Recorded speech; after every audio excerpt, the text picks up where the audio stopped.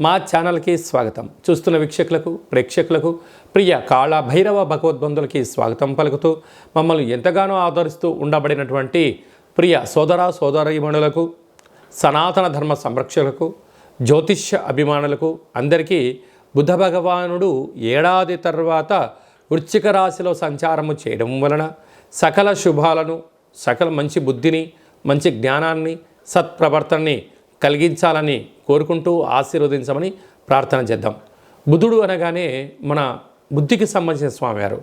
అంటే మన బుద్ధి ఎలా ఉండాలంటే కూడా నిత్యము అప్రమత్తత కలిగి ఉండడం, ధర్మబుద్ధి కలిగి ఉండడం, సిద్ధి బుద్ధి అంటారు. అంటే విఘ్నేశ్వర స్వామివారి యొక్క భార్యలు ఇరువురైతే వారు సంకల్ప సిద్ధి, సంకల్ప బుద్ధి అంటూ ఉంటారు. కనుక వారి యొక్క ఆశీస్సులు మనకు ఎలా మంచి బుద్ధి కలిగినప్పుడే మనిషి జీవన విధానం, సత్ప్రవర్తన, ఆరోగ్యము, నియమము, క్రమశిక్షణతో కూడిన జీవనాన్ని అందరికీ ప్రసాదించాలని కోరుకుందాం.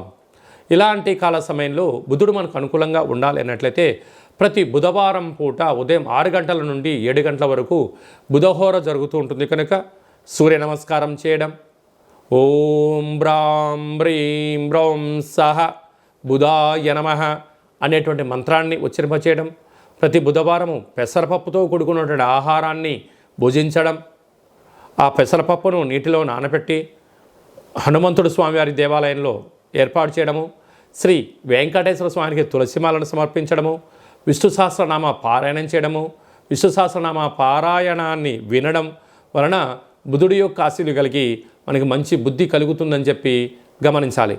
ప్రతి బుధవారం పూట నవగ్రహాల దేవాలయానికి వెళ్ళి 17 సార్లు ఓం బ్రాం బ్రీం బ్రౌం సహ బుధాయ నమః అనే మంత్రాన్ని ఉచ్చరింపచేస్తూ ప్రదక్షిణ చేయడం. అలాగా 1 కేజీ 700 గ్రాముల పెసర్లు కానీ, పెసరపప్పును కానీ పసుపు రంగు అంటే విశేషమైన ఆకుపచ్చ రంగు కలిగినటువంటి మూట కట్టి పసుపు, కుంకుమ, గంధము, అక్షంతలు కలిపి అక్కడ నవగ్రహాల దగ్గర ఉంచడము, పూజారికి దానం చేయడము, నానబెట్టినటువంటి ధాన్యాన్ని గోమాతకు ఏర్పాటు చేయడము, నదిలో వేయడం వలన మంచి బుద్ధి, మంచి జ్ఞానము మన సొంతం అవుతుందని చెప్పి గమనించాలి.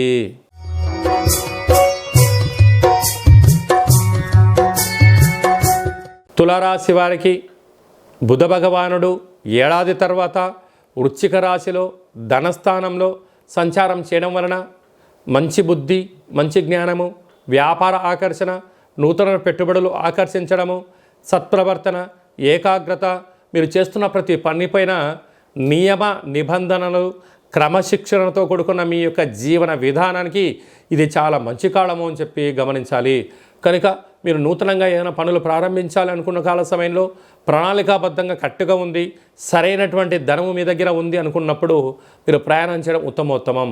లేకపోతే అప్పులు కాకుండా, అప్పులు చేయకుండా, రుణాలు చేయకుండా మీ దగ్గర ఉండబడినటువంటి బడ్జెట్తోనే మీరు ప్రయాణం చేయగలిగితే కూడా రాబోయే కాలంలో ఎలాంటి ఒత్తిడి గురి కాకుండా ఉంటారు అని చెప్పి గమనించాలి. కానీ తులారాశి వారికి ఇది చాలా మంచి కాలము అని చెప్పి కూడా గమనించాలి.